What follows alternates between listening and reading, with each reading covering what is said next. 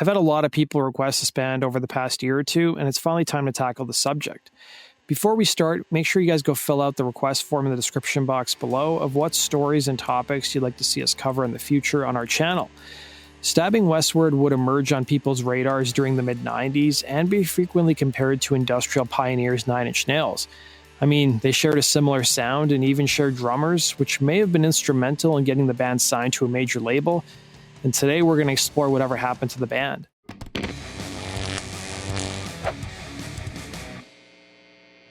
While Stabbing Westward wouldn't rise to prominence until the middle part of the 90s, they formed nearly a decade prior in the 80s. The band would be started by two musicians, including vocalist Christopher Hall and Walter Flakus, who would serve as the keyboardist, programmer, and backup singer in the city of Macomb, Illinois. Most sources said the band's early days dated back to 1985, but one GeoCities fan site that's since been archived claims that the band's origins dated back to 1981. According to the fan site, the pair met at a summer music camp, and 4 years later they would both attend Western Illinois University, pursuing degrees in music, while working at the local college radio station. At this time, forming a rock band wasn't on their minds, at least not for Hall, who would tell Cryptic Rock. From the time I was 5, I played the trumpet and I went to college studying classical music. I was convinced I was going to be a trumpet player in the Chicago Symphony and be a university teacher. That was my goal. The rock band thing was sort of a side passion that kind of took over, and Hall would tell Songfacts where the band's musical inspiration came from, saying, as kids, Walter and I were crazy about Ministry and Depeche Mode and Kraftwerk, and bands like that. Anything Al Jorgensen did we thought was the greatest thing on earth. That was always just what we wanted to do, he'd say. The pair would play in a variety of bands before they decided they wanted to form their own project. The pair soon started recording music similar sounding to The Cure, and they bought a 4-track recorder and a drum machine and learned how to sequence a MIDI keyboard. Christopher Hall would tell Songfacts, we were both in other bands together and apart, and they were mostly cover bands. One band was like a new wave cover band. I was in another band that did a lot of Smiths and Echo and the Bunnymen type stuff. But Walter and I secretly wrote industrial music in our bedroom. We would put together every keyboard and drum machine we had and bounce tracks on a 4-track. That was our passion, he'd say. According to future drummer Andy Kubicheski, he would reveal where the name Stabbing Westward came from, saying, essentially when Chris and Walter were putting the band together, they had a gig and then there was a deadline for the name for the band. So they pulled out a bunch of album covers and they pulled out a record cover, and it had an excerpt from, I believe it was an Eisenhower speech, where he was talking about communism coming to the West and used the phrase stabbing westward. And they went, oh well, stabbing westward, that will work. In reality, the phrase stabbing westward was not from an Eisenhower speech, but an unknown announcer from a 1947 newsreel. The newsreel would be included in the 1982 documentary The Atomic Cafe.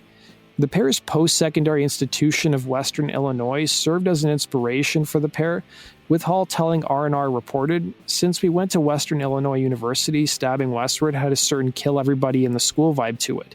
The school is way out in the farm country, and the country is really close-minded. I was walking around like Robert Smith with real big hair, big baggy black clothes, black fingernail polish, and eye makeup. They just didn't get it. We hated the town, he'd say. The pair soon moved to Chicago a few years later and demoed more songs, but the duo found it hard to land live gigs because they didn't have a full band, including a drummer. With Hall telling Deseret News, it was hard for us to get gigs like that. Clubs told us they didn't like the fact that we were lip-syncing, but in reality, we were playing all the instruments, including the drum machine. We eventually decided to hire a drummer, even though some of the major bands in the 80s didn't. And the band would soon add bassist Jim Sellers and guitarist Andrew Hunter, and in 1991 record their first demo.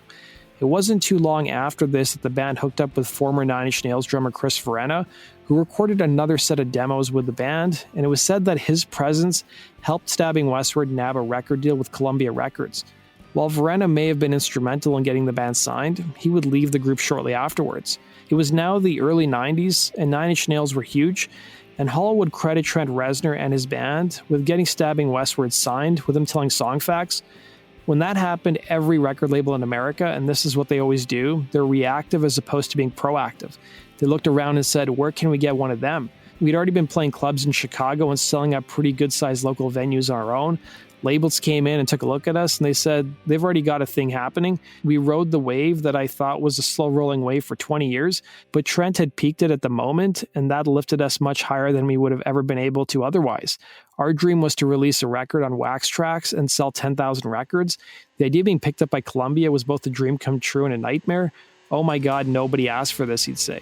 By 1993, Stabbing Westward would head to the UK and record their debut album Ungod for Columbia with producer John Fryer. They would enlist guitarist Stuart Zekman and drummer David Sykot, but creative differences between the band and Zekman resulted in the album sounding more industrial than they wanted, and Zekman would be fired from the band shortly after, with Sykot also leaving the group feeling that they didn't have a future. The band would soon enlist drummer Andy Kubacheski, who would be instrumental in their future success. Released in February of 1994, the band's debut record Ungod surprisingly didn't create a controversy over its title.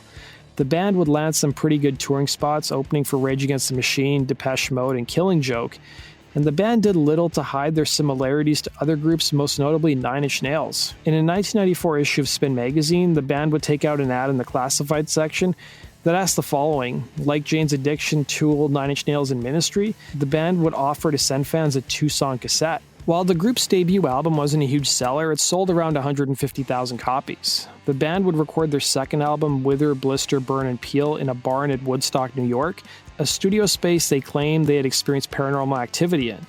In 1996, the band caught their big break when the single What Do I Have to Do was featured on the MTV Buzzbin program and appeared on the Billboard Mainstream Rock Tracks chart. For the band, whose debut album didn't gain much traction, it seemed like the right lineup and a tendency to embrace a more pop-oriented sound was what was missing, with Hall recalling to Billboard magazine. We got a new drummer who was really disciplined instead of one that overplayed and did Neil Peart solos all the time, and our guitar player is more about playing the parts and not posing or stumbling about. In fact, the band's new drummer, Andy Kubacheski, who had previously played with Trent Reznor in the pop act Exotic Birds, was also instrumental in the group's songwriting process. In addition to that, it was touring with Depeche Mode several years prior that left a mark on the band, with Hall recalling to Billboard, "We'd see these young guys at our shows flashing the devil signs, and then we tour with Depeche Mode, and you see the intelligence level rise and more girls at the shows.